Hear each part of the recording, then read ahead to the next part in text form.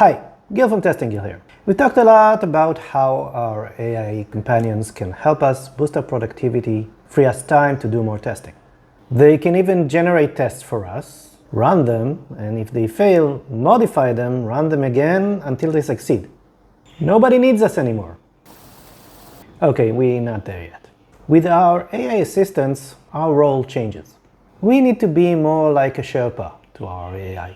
We need to guide them to get the results that we want. We need to remind ourselves that what we are after is a productivity boost, but without compromising on quality. That is, if we compare the quality of the results and decisions that we make without AI, we want to get the same quality when we're using the Genie.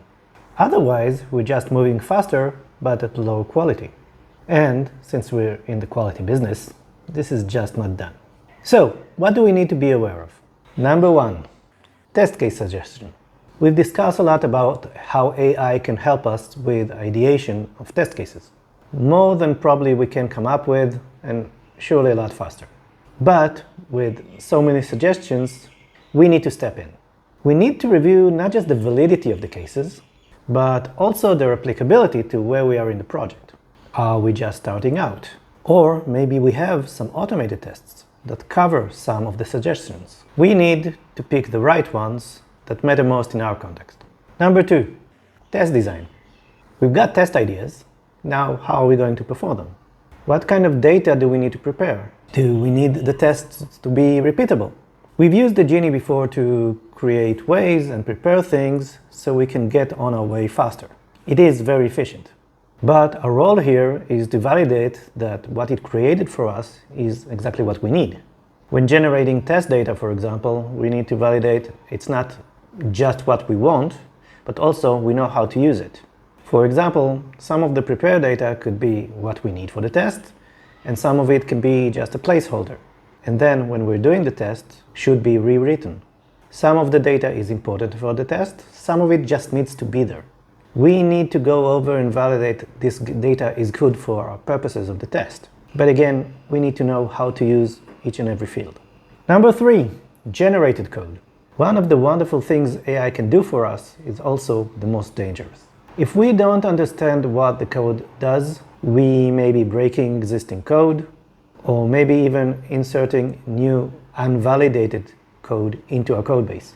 Especially code that uses dependencies that we don't know about, or when existing code changes without our review. This is risky and may require more testing. And this is when one person does it. When the whole team uses AI to generate code, the amount of the code that we need to review is huge. Chances are the team will not review everything. It will not approve every bit of change.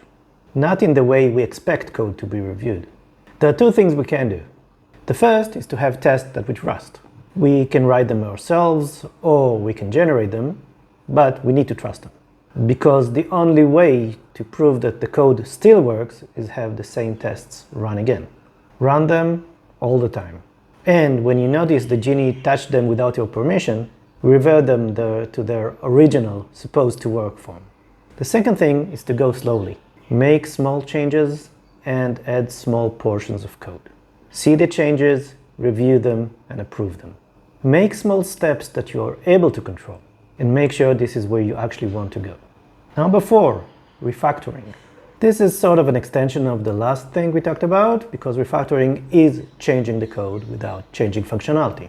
So, when our Genie decides to make some spring cleaning in our code, maybe based on what we asked it to, we need to understand the changes and approve them. Of course, we need automated tests to tell us that nothing is changed. But tests will tell you about the functional things. What about the non-functional stuff? Has the code slowed down? Does it have different timeouts? Does it make extra calls? These are usually the things that we don't write automated tests for. And that means that if something has changed, we know about it late in the process. Maybe too late. To avoid that, we should use the same principles we discussed. Move in small steps that make sure that the changes are small. Make sure you understand what the changes are, not just functionally, and verify that they meet the goal. And, as far as you can tell, there are no side effects. The Genie can help, but it needs a chaperone.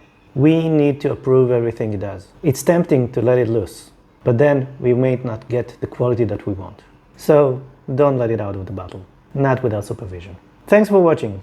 If you like this video, like, subscribe, share it, and watch other videos on this channel. And in the comments, tell me about how your AI granted you some wishes and what you actually got. Until next time, bye-bye.